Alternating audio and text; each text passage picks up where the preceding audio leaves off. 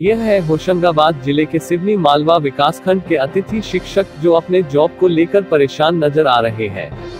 हर साल जुलाई से नया शिक्षा सत्र शुरू हो जाता था, जिसके बाद अतिथि शिक्षकों की नियुक्ति की प्रक्रिया शुरू हो जाती थी। लेकिन इस साल कोरोना महामारी के चलते अभी तक ना तो शैक्षणिक सत्र शुरू हो पाया है, ना ही बच्चों की पढ़ाई।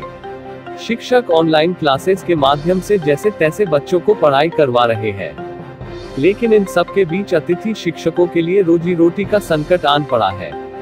अतिथि शिक्षकों में से कईयों के पास रोजगार को कोई अन्य साधन भी उपलब्ध नहीं है। कुछ अतिथि शिक्षक आय के लिए मजदूरी भी तलाश रहे हैं, लेकिन उनको ना तो मजदूरी मिल पा रही है, ना ही कोई और काम। शैक्षणिक सत्र शुरू नहीं होने के चलते अतिथि शिक्षक अपनी नियुक्ति को लेकर भी परेशान नजर आ रहे हैं। अब अतिथि शिक्षकों को समझ नहीं आ रहा है कि उनकी नियुक्ति कब तक होगी और किस तरह अतिथि शिक्षकों को रोजगार मिल पाएगा। मध्य प्रदेश में कमलनाथ सरकार के जाने के बाद मामा शिवराज से अतिथि शिक्षकों को नियुक्ति की आस है। उनकी मुख्य मांग परमानेंट होना अभी तक अधूरी है। मेरा नाम शेर सिंह कौशल है। किस तरीके की समस्याओं का सामना करना पड़ रहा है? हमें बहुत तरह की समस्याओं का सामना करना पड़ रहा है। आर्थिक स्थिति से लेकर मतलब हर तरह की स्थिति से हम जूझ रहे हैं और इतने परेशान हो चुके हैं। अतिथि शिक्षक हम लोगों को कम से कम 8-10 साल से मतलब ये है कि अतिथि शिक्षक सेवा देते आ रहे हैं। अल्प वेतनमान पर हम सेवा दे रहे हैं। उसके बाद भी सरकार को हमारी तरफ कोई ध्यान आकर्षित नहीं हो रहा है। इसके बावजूद हम लोगों ने धरना प्रदर्शन भी किया था, वहाँ पर बैठे भी 3 महीने तक बैठे रहे, लेकिन कोई भी सरकारी नुमाइंदा हमारे पास आकर मतलब हमारी समस्याओं को नहीं सुना और अनसुनी कर दी ही उन्होंने। अब सरकार बदल गई है, बीजेपी की सरकार आ गई है, क्या मांग करते हैं आप? हम उनसे एक ही मांग कर रहे हैं कि हमें मतलब जितने भी हमारे शिक्षित अप्रशिक्षित साथी हैं उन्हें नियमित किया जाए, जिससे हम अपना परिवार उसी वेतनमान पर चला सकें।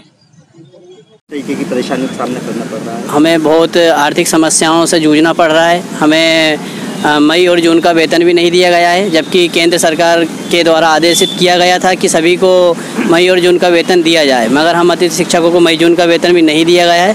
हम सभी अतिथि शिक्षक बहुत आर्थिक परेशानियों से जूझ रहे हैं।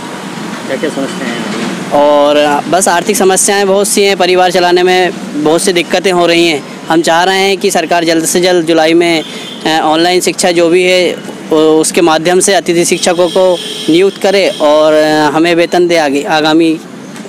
अभी चूँकि स्कूल में आप लोगों को रखा नहीं जा रहा है, तो वैकल्पिक तौर पे किस तरीके का रोजगार आप लोगों को मिलता है? नहीं, हमें कोई रोजगार नहीं है। हम मजदूरी ही चाह रहे हैं कि हमें कहीं कुछ काम ढूंढ रहे हैं, मगर हमें वो भी नहीं मिल रहा है। लॉकडाउन के अंतर्गत कोई काम पे भी नहीं रख रहा है और इतना कोई रोजगार है भी नहीं जो हमें यहाँ रोजगार मिल सके। छोटी सी सिवनी मालवा। क्या नाम है आपका? मेरा नाम है तेजेंद्र कुमार पिपलिया। मैं भी सरकार की इस नीति की वजह से, जैसे कई जगह है ना, केंद्र सरकार ने भी आदेश किया था कि लॉकडाउन की अवधि में किसी का भी वेतन नहीं काटा जाएगा और जब तक लॉकडाउन रहेगा उनको वेतन दिया जाएगा। लेकिन हमारा मई और जून का वेतन अभी तक सरकार ने नहीं दिया है, जिससे हमें काफ़ी आर्थिक परेशानी उठाना पड़ रहा है। घर में गल्ले की भी कमी है, हर चीज़ की हमें अभाव लग रहा है। वैकल्पिक रोजगार की आप लोगों की क्या व्यवस्था है? वैकल्पिक रोजगार अभी फ़िलहाल कुछ भी नहीं है। हम सब घर बैठे हुए हैं, कोई मजदूरी भी इन पर भी नहीं रख पा रहा है। हमें क्या चाहते हैं आप सरकार से? हम ये चाहते हैं कि हमारी जल्दी से जल्दी अतिथि शिक्षकों की नियुक्ति की जाए। जुलाई में ना हो तो कम से कम अगस्त के 1 अगस्त से ही हमें रखा जाए, ताकि हमारी रोजी रोटी चल सके। मैं अखिलेश कुमार अवस्थी।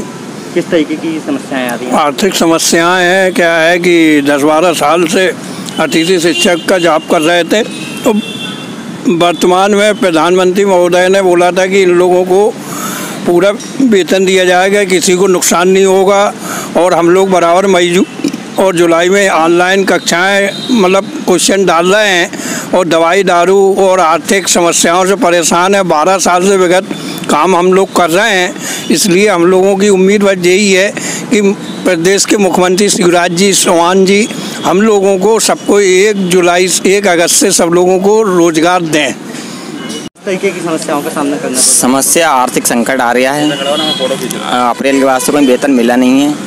शासन द्वारा बस से आश्वासन ही मिल रहा है कि मई जून का वेतन मिलेगा, मगर उसका भी कोई यही पक्का नहीं है। किस तरीके का रोजगार अभी मिल पा रहा है? अगर अभी तो कोई रोजगार नहीं है, लॉकडाउन के कारण मजदूरी भी नहीं कर पा रहे हैं, जिससे परिवार चलाने में बहुत कठिनाई आ रही है। क्या अपेक्षा करते हैं सरकार? शासन से हम यही अपेक्षा करते हैं कि जो उन्होंने कहा था कि 90 दिन के अंदर हम आपको नियमित कर देंगे, तो नियमित कर दें हमें और 12 माह का वेतन दिया जाए।